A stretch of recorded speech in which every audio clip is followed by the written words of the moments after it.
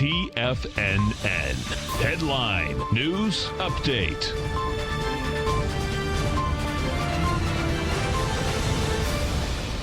Good morning, everybody. I'm Tommy O'Brien, coming to you live from TFNN headquarters in St. Petersburg, Florida, 9 a.m. Eastern time, Friday morning, 30 minutes to go until the opening bell. And we got markets right around flat territory. A little bit of negative action off the retail sales number at 8:30. We'll get into that in a moment. Right now, we got Dow futures, negative 20 points, 29,412.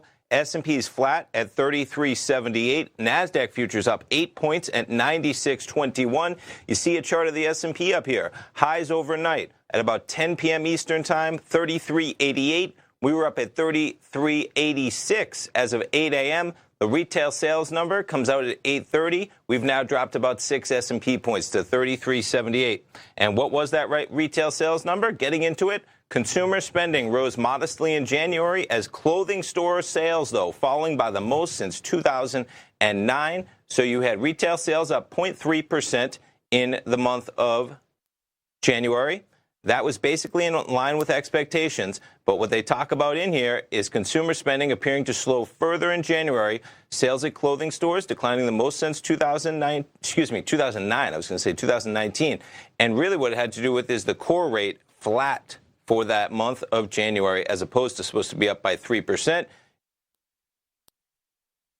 Excluding, here we go, Friday retail sales excluding automobiles, gas, building materials, food services, unchanged last month, and data for December revised down to show the so-called core rate rising 0.2 instead of 0.5.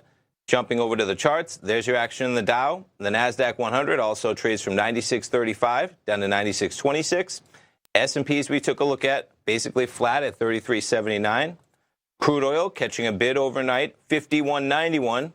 You're seeing gold trading to recent highs on that retail sales number, popping from 15.78 to now 15.82.